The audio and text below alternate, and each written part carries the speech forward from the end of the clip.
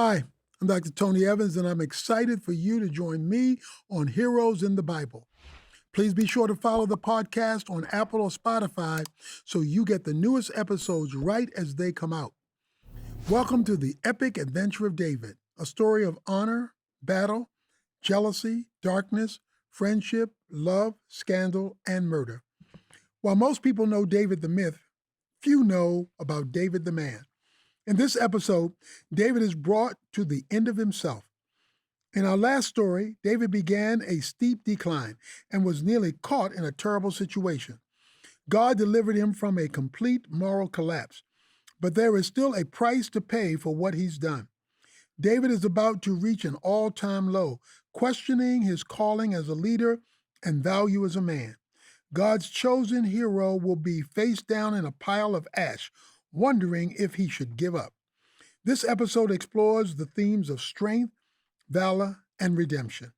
David's failure gives way for more faith, and the shepherd's heart within him that once vanquished a lion awakens. There is less philosophical or theological prose to be taken from this episode. It is meant to be appreciated as an example of the hero's journey. David will fall, rise, and then enter into a new chapter of his life. Before the madness of this episode ensues, we will be carried forward in time to the peaceful shores of Galilee. Speaking to the crowd with a gentle breeze at his back is Jesus, giving insight into the heart of God. Jesus' account of the Good Shepherd will provide the perfect lens for how we see the character of David. He is, at his core, a shepherd, and a good shepherd always lays his life down for the sheep. I'm glad you're here for the halfway point of our David series, Heart of a Shepherd.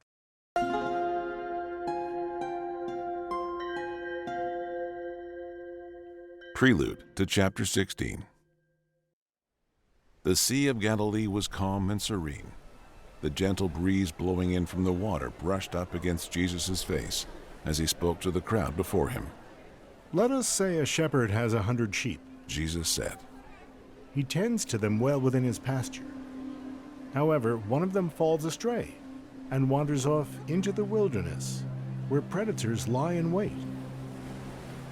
The shepherd takes action and leaves the 99 sheep in search of the one.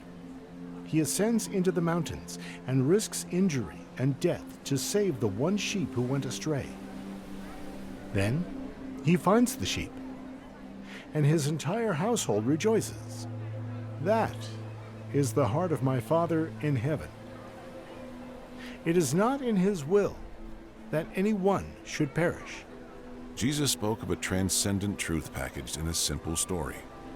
He revealed in his words the attentive heart of God, a heart that saw the life of one person worth risking danger and death for.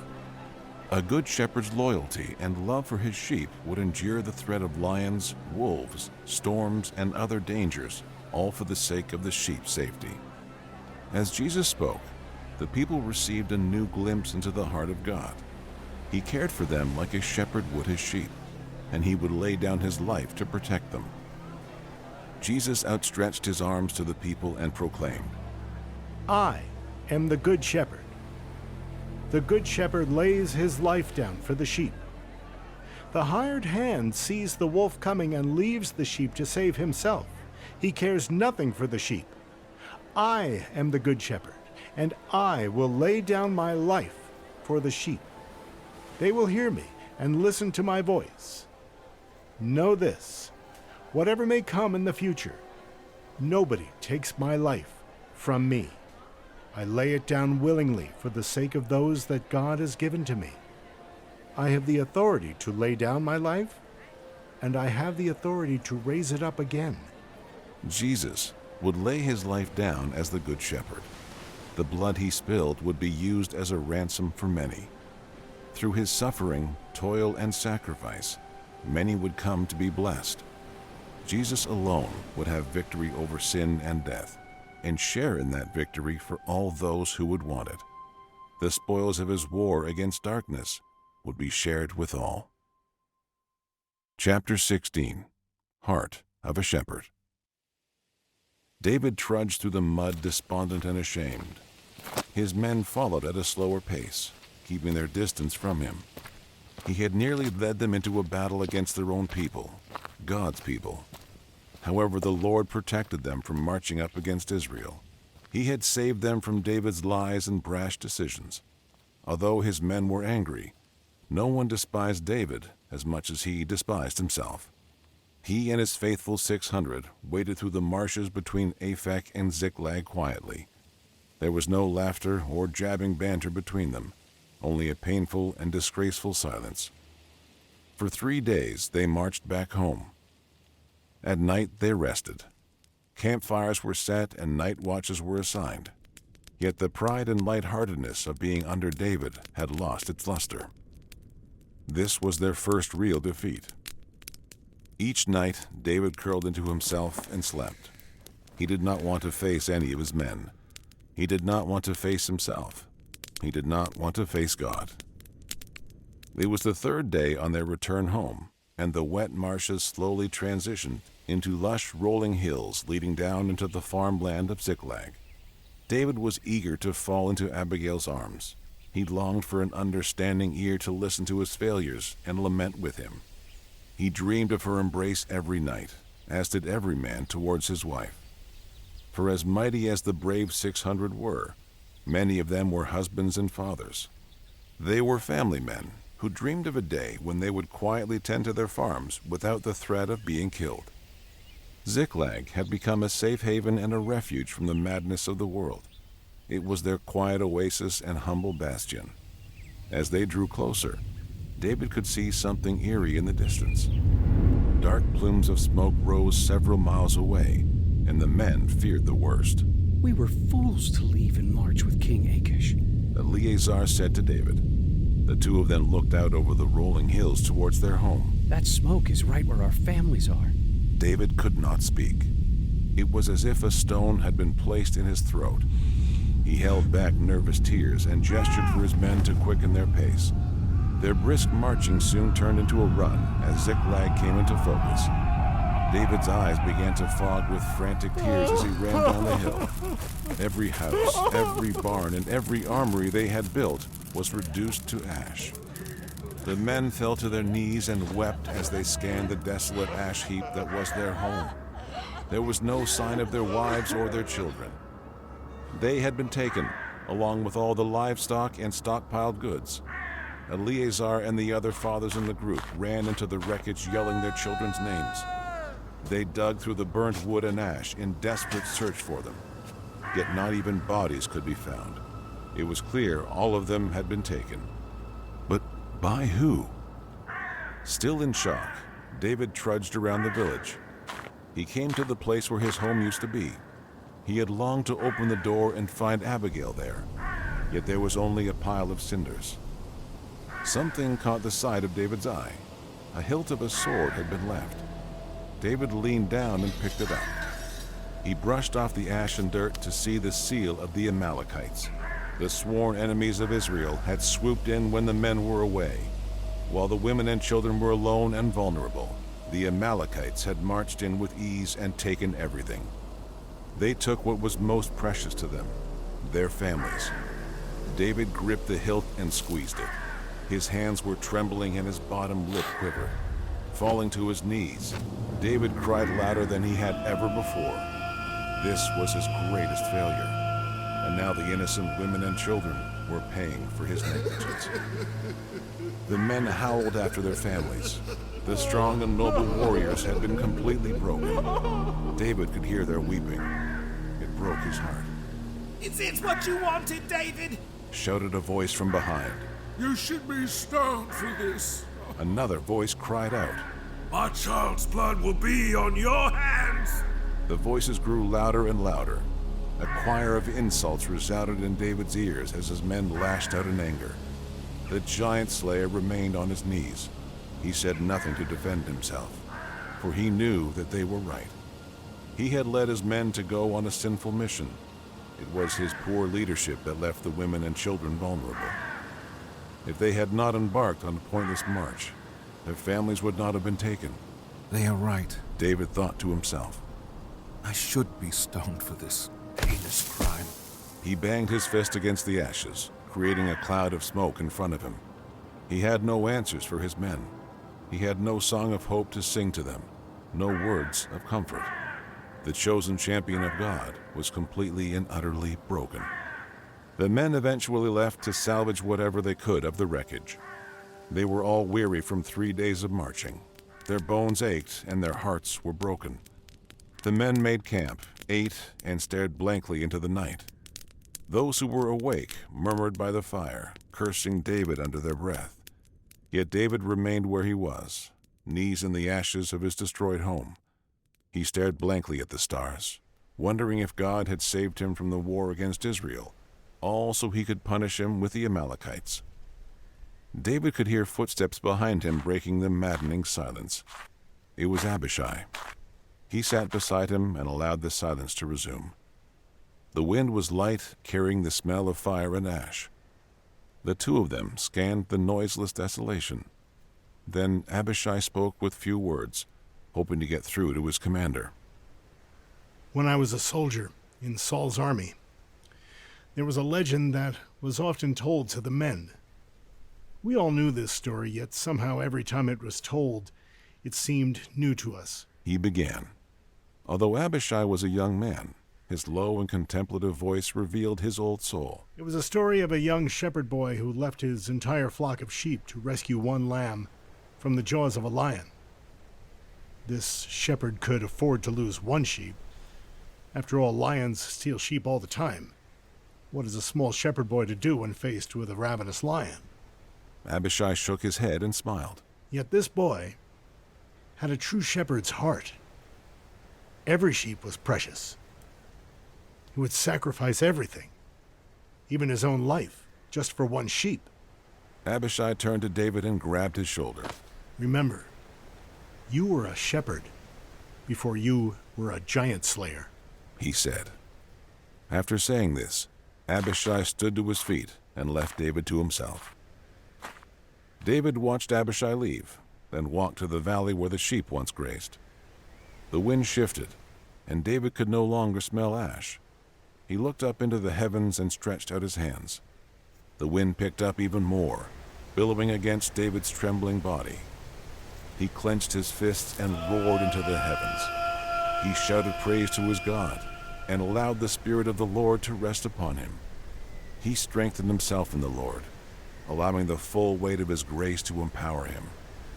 The breath of God that once breathed life into Adam had rushed fresh wind into David's lungs. He breathed in deeply, feeling the power, favor, and purpose of God. He shook his head to clear the fog of his mind and said, I am a man anointed by God, called by God, and promised by God to be the next king of Israel. I have a high calling and promise from God, and he hasn't taken it away. I need to start living according to that destiny. David raised his head. The cloud hovering above him completely vanished, revealing the vast expanse of the heavens. David beat his fist against his chest and begged the Lord for forgiveness. He howled into the evening wind, allowing himself to feel the mighty hand of God upon him. He left for camp and stormed into the tent of Abiathar the priest. Bring me the ephod, David said with a smile. Abiathar was startled by David's abrupt entrance. There was an excitement and fire in his eyes that he had not seen yet in the young commander. In spite of all the tragedy that had just befallen him, David seemed to him like a man with passion and purpose. Abiathar brought out the ephod so David could inquire of the Lord. He held it in his hand and bowed to the Lord. Shall I pursue after the Amalekites? David whispered. If I go up against them to rescue our loved ones, will you allow me to overtake them? God's answer was clear and resolute. Pursue, He said. for you shall overtake and rescue those you love. David's eyes beamed with hope. He gave the ephod back to Abiathar and left the tent. He strapped Jonathan's armor securely to his chest. He secured the sword of Goliath to his back. He rifled through his bag to retrieve his headband, tying it around his forehead to keep his curls from falling in his eyes. Lastly, he removed the sling from his bag and held it in his hands. The first memory that came rushing through his mind was not the memory of slaying Goliath. No, it was protecting his sheep from lions and wolves. He had always laid everything on the line for his sheep. He did not consider his own life more valuable than theirs. He risked his life for them because they were his. David gripped the sling firmly in his hand and strapped it to his belt. He stood and went to his men who were sitting by the fire. I am going after them, he said. They looked up at him with eyes red from tears. Do you plan on pursuing them alone? Eleazar asked. He, out of all of David's most faithful, was hurt the most. He feared for his family and mourned their loss deeply. If I must fight alone, I will. The Lord has already promised victory, and I trust him. I am going south. The Amalekites have left a trail, and I want to begin my pursuit before the trail is blown away.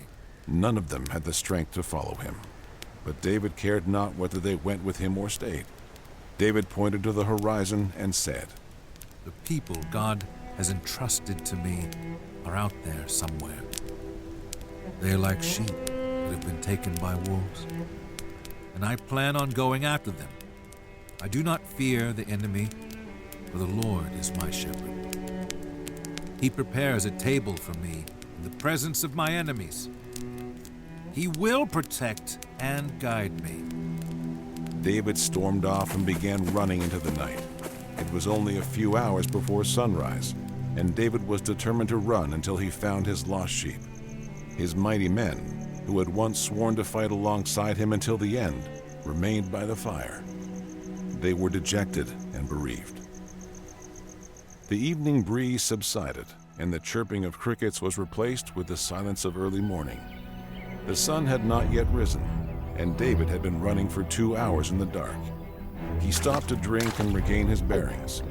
They were at least 2 days in front of him, and it would take a great deal of effort to bridge the gap between them. As the morning light rose above the hills, David heard a rumbling behind him. He looked back and held his hand above his head to block the sun.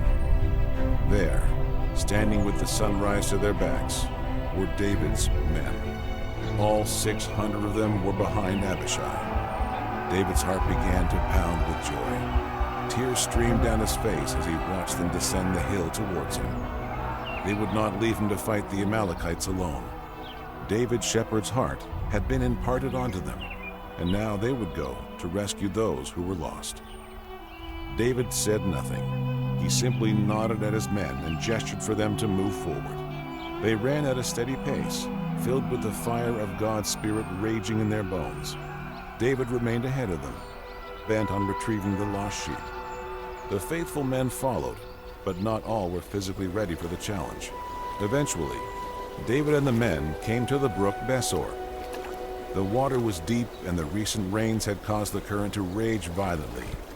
David paused and assessed the situation. If they were to go around it, they would fall behind for more than a day.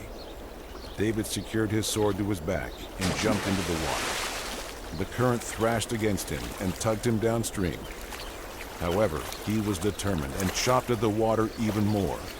The brook was only 50 feet wide, but the rapids made it feel like an eternity. After kicking and stroking forward, David finally made it to the other side. He rested his hands on his knees and panted, then looked across the brook to beckon his men forward.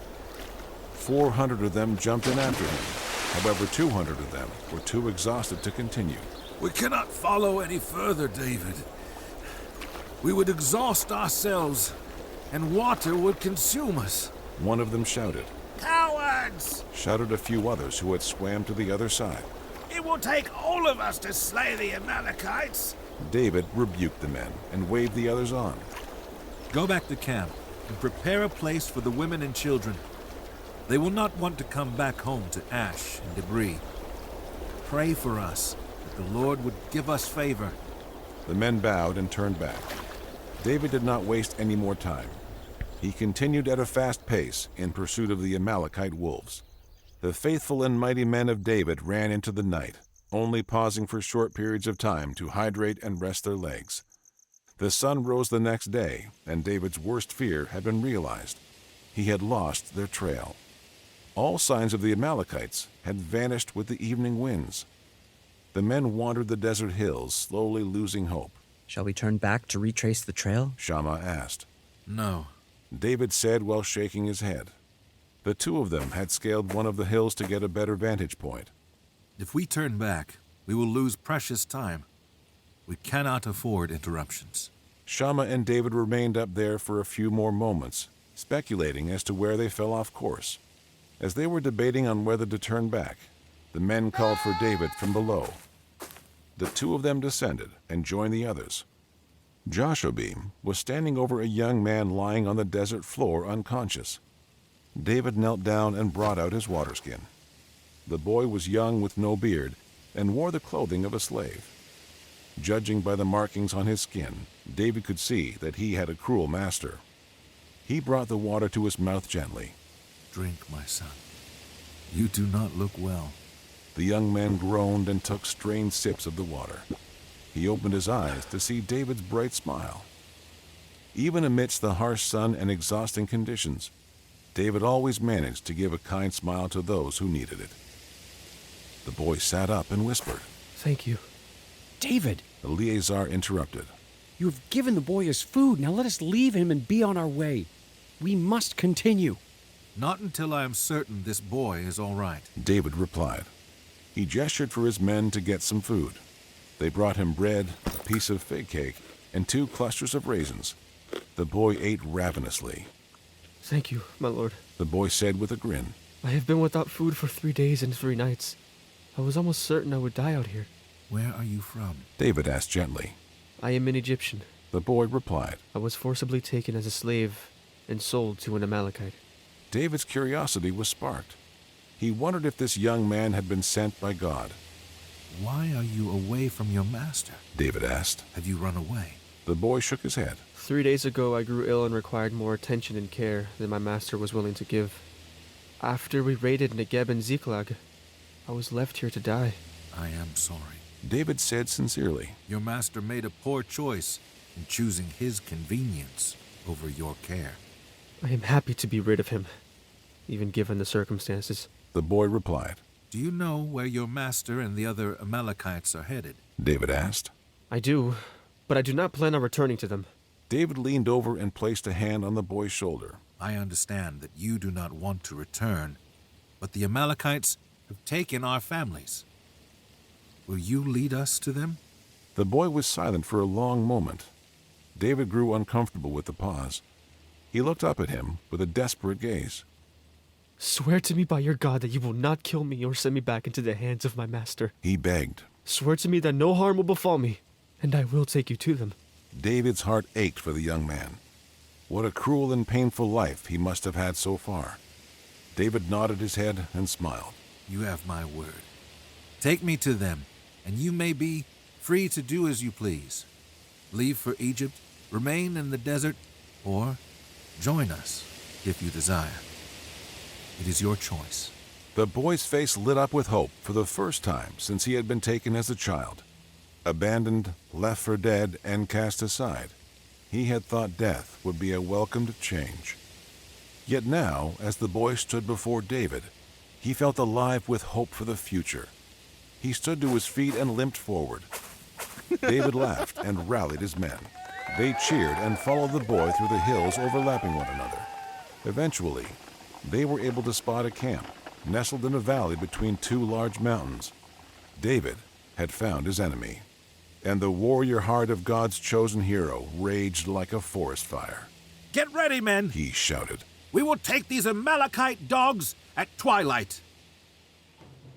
The drunken cackles of the Amalekite soldiers echoed through the canyons. They were celebrating their victory, completely unaware that David and his men were lurking in the shadows, ready to attack like a pack of wolves. David listened to the sounds of music, dancing, and debauchery until the sunset. Their inebriated swaying and loud singing gave David a good idea of how the battle would go. If they were able to get the jump on them, the battle could be decided quickly. However, by the looks of their camp, the Amalekites outnumbered them 5 to 1. If even half of them were in a sober state of mind, they would be in great danger. David watched the final rays of light tuck in behind the hills. The bright splashes of orange and reds faded into the dark blue night. As the final light left the horizon, David stood to his feet and began a slow pace towards the camp. His men walked behind him, quietly making their way towards the enemy. They drew their swords. There was no battle cry, no sounding of trumpets or drums of war. They did not deserve such a warning. Like the angel of death, David and the rest of the mighty men drifted into camp. The first strike was a silent strike across the throat of an Amalekite guard. David was the first to draw blood, and once he did, the entire band of warriors behind him began their onslaught. David was filled with a quiet rage, like the rumbling of a volcano about to erupt. Without so much as a grunt, he slashed through every Amalekite he saw. They fell at his feet before even noticing he was there. Soon, the entire camp had caught on to what was happening. Hundreds of the drunken Amalekite soldiers ceased their drinking and dancing to take up arms. Like a swarm of locusts, they emerged from their tents and began to run towards David and his men. David steadied his breathing, gripped his sword firmly, and ran towards the enemy. He ran with reckless abandon with his sword, poised for a battle. His men rushed in behind him, emboldened by his bravery. The two armies clashed, and the sound of clanging iron filled the air like thunder. David's volcanic rage had finally boiled over. He erupted with unbridled fury, cutting down every man who came in his way. No Amalekite lasted longer than 5 seconds against him. He was a man possessed with a greater power, and there would be no stopping him. A group of Amalekites rushed at him at once. One came above, but David ducked and slashed him at the calves. Another came in from David's left, but his jab was dodged, followed by a swing of David's sword to his neck. Each kill brought him further to the center of camp where the families had been tied up captive. With a sea of blood behind him, David broke through the final wall of men, keeping him from his beloved Abigail. They came at him like ravenous animals.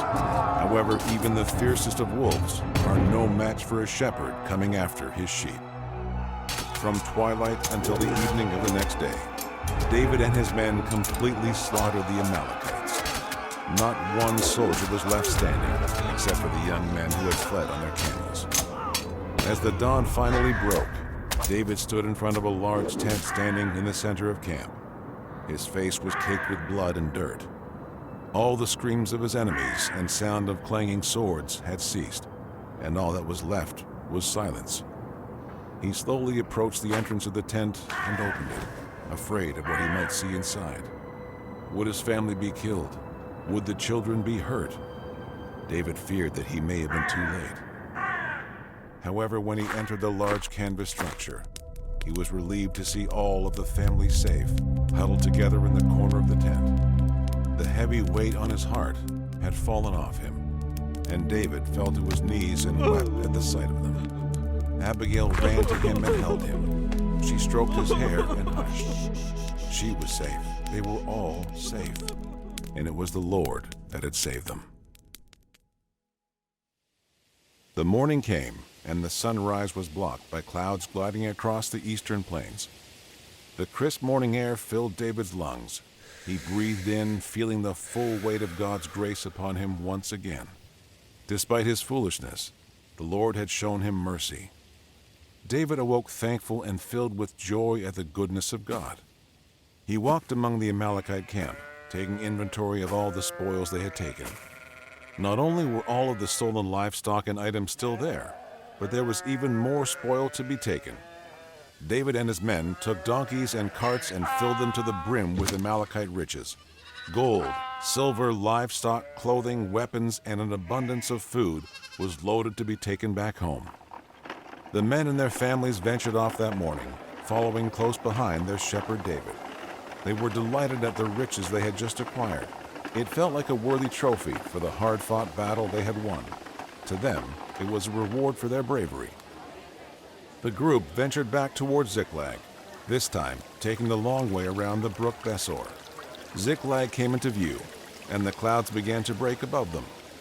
The men who had been left at the brook Besor were back home.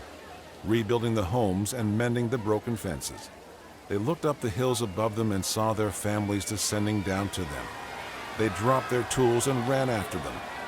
The wives and children could not wait. They ran ahead to greet their husbands and fathers. Tears rolled down their faces and laughter rose up into the skies.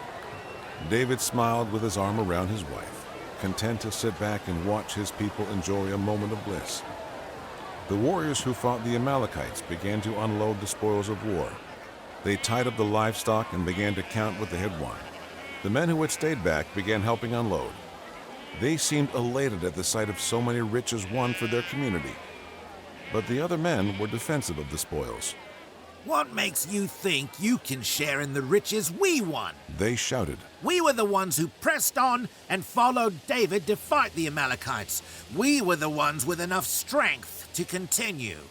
Much of this spoil is what was stolen from all of us. We must share if we are to prosper. The others retorted. Bickering and infighting emerged from the ranks of David. A spirit of division rose like boiling water. If David was not careful, he would have his own civil war break out among his men. Among the furious men was Dov, a brutish and wicked man who had managed to stay among the ranks of David. He savagely threw some of the men away from the spoils, insisting that they had no right to them.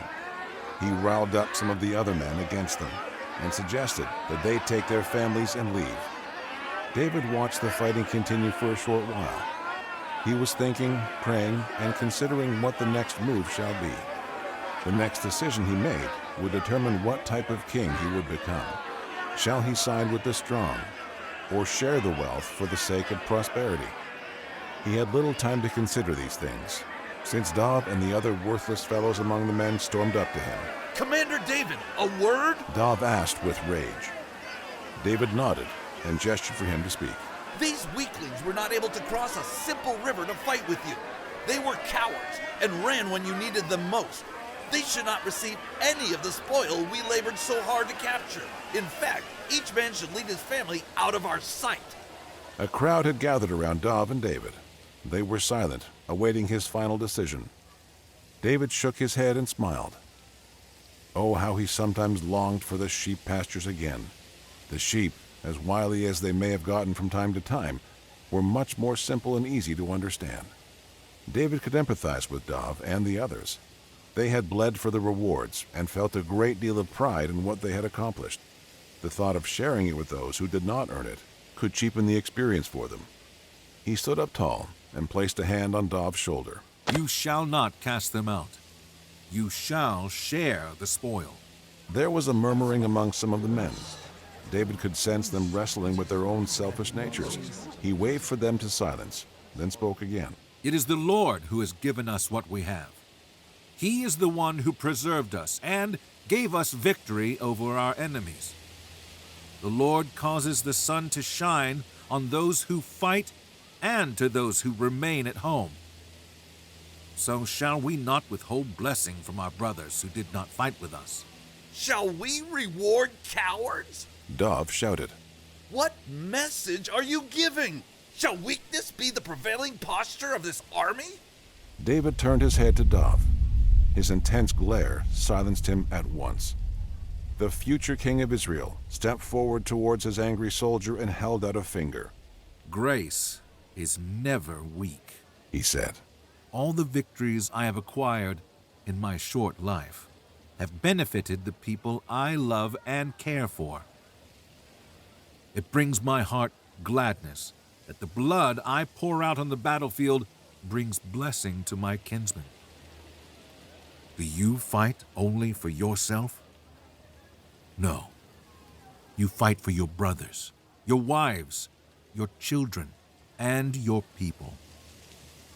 I will share my victory with others, as the Lord shares his victory with me.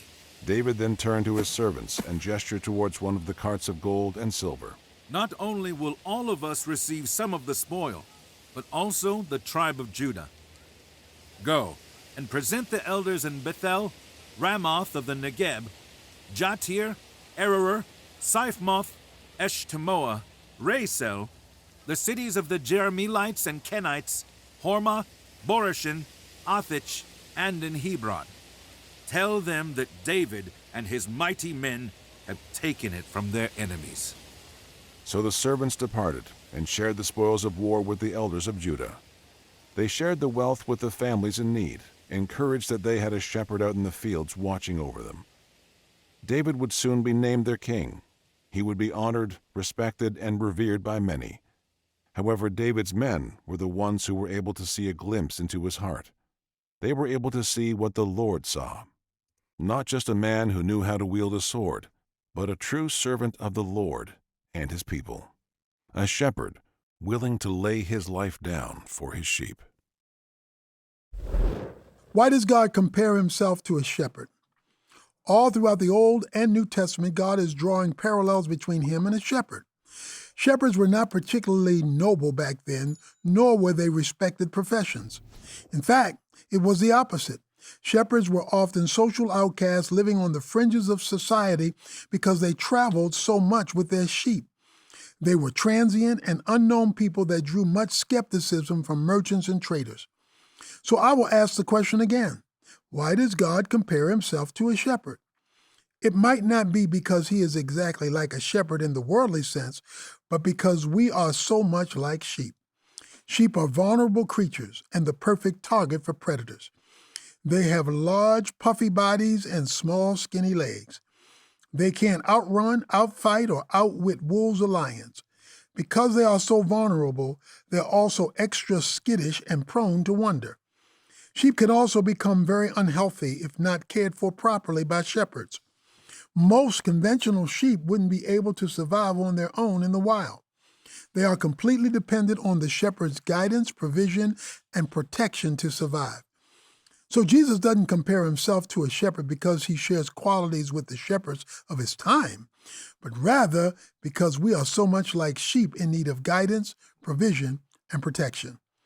Considering how difficult sheep can be, it is a wonder why a shepherd would care so much about any of them, let alone a stray. But a good shepherd does anything to protect and provide for his sheep. Jesus demonstrated the heart of a shepherd on the cross, and David demonstrated the heart of a shepherd by venturing off on his own to save his people. After the prelude, we pick up where we left off in the last episode. David and his men dragged their feet back to Ziklag after being saved from a life-altering mistake. David is ashamed beyond consolation and spends most of his nights curled in a ball. We can have a little sympathy for David, but he is correctly brooding over his failure. He was steps away from murdering his own people to save his own skin. This is the opposite of a shepherd, which is why David takes it so harshly. Have you ever experienced anything like this? I hope you haven't been on David's level, but perhaps on a smaller scale, you have known this type of pain. David has become the opposite of who he is meant to be. He nearly became the enemy he fought so hard to destroy. There are times when we look in the mirror and realize our past selves would have hated the person we become. David is right to be ashamed, but shame ought always to be given to God. When the men return, their worst fears are realized. Their homes have been reduced to ashes, and their families have been taken captive. Their painful mourns fill the skies, and they collectively curse David for causing this. Why is it David's fault? Well, there are two reasons. First, he raided the Amalekites unprovoked. Two, he led his men away on a sinful mission, leaving the families vulnerable. As if David couldn't be brought lower, his own men say he should be stoned. David retreats and falls into a pile of ash. The ash is symbolic, and it is imagery we are all very familiar with. It is a cliche to portray heroes rising from the ashes, but that is exactly what is about to happen to David. As David sits in the ash, metaphorically soaking in a pool of his own loathing, a dear friend approaches him. Abishai does the same thing Jonathan once did in the caves, reminds David of his calling. Abishai tells him about a shepherd boy who sacrificed everything to save just one sheep. Abishai reminds David of who he is and what he is called to do. He ties a lasso around our hero's heart and tries to pull him back to a simpler time. We need people like Abishai and Jonathan in our lives, people who tether our souls to their roots and holds us accountable to our convictions. Life can get complicated, and we can lose ourselves in the rushing tide of life, which is why we need anchors to keep us from drifting away. Abishai acts as an anchor for David, and he takes it to heart. When Abishai leaves, David has a profound moment of clarity. He says for the first time out loud, I am a man anointed by God, called by God, and promised by God to be the next king of Israel. I have a high calling and promise from God, and he hasn't taken it away. I need to start living according to that destiny. There is power in declaration. Sometimes we have a hard time believing anything until we're willing to say it out loud. There is profound power in praise, proclamation, and profession. What God has shown you in the dark, speak in the light. Have you been running from your calling? Have you been keeping things bottled up inside, afraid to speak up and speak out? Take a cue from David and shout to the heavens. David has been reminded that deep down he is still the shepherd who chased after the lion. He is still the righteous and ready boy who ran after Goliath. He equips himself with Jonathan's armor, the sword of Goliath, his headband, and his sling. These are icons used to demonstrate what's happening inside of David. He is going back to the core values he strayed from. With all these things secured to him, he runs off with or without his men. He knows God has his back, so he doesn't feel the need to beg his men to follow him. He runs into the darkness as if he's racing the sun to rise. His men eventually follow, but they are really following the anointing of God. The rescue was swift and decisive, but not for the faint of heart. 200 men had to go back because they were unable to complete the journey. This turned out to be an important wrinkle for the end of the episode. When they bring back the women, children, and spoils, an argument erupts about whether they should share the plunder or if it should only go to those who fought. It is a tense moment that throws a wet blanket on what should have been a unifying experience. David had a tough decision to make. Should he side with the strongest men and let them keep the spoils, or should he divvy up the spoils so everyone can share in the victory? It is not an easy decision. As a ruler, David does not want to incentivize hard work and courage. However, he does not want to isolate anyone or leave them without means. He makes the case that nothing is earned, rather everything is given by God. Since we're all recipients of his grace, we should not take undue ownership over our wealth. We are to be generous to others as God has been generous to us. This naturally irks a few people. Shall we reward cowards? Dove shouted. What message are you giving? Shall weakness be the prevailing posture of this army? David responds with a decisive declaration that becomes the ethos of his reign as king. Grace is never weak, he said. All the victories I have acquired in my short life have benefited the people I love and care for. It brings my heart gladness that the blood I poured out on the battlefield brings blessing to my kinsmen. Do you fight only for yourself? No. You fight for your brothers, your wives, your children, and your people. I will share my victory with others as the Lord shares his victory with me. David makes one of his first kingly decisions here and shares the spoils with the tribe of Judah as well. This episode is a turning point in David's life. His identity as a shepherd is reestablished and confirmed, but he is also blossoming into a king. The episode after this will not just feature David the shepherd boy, but David the king of Israel. From this moment forward, the stakes will be higher. God will never stop being faithful to his anointed, but will his anointed stop being faithful to God? We will find out in the coming episodes. Stay tuned for our next episode, The Death of a King, as the throne finally shifts and changes forever. Thanks again for listening.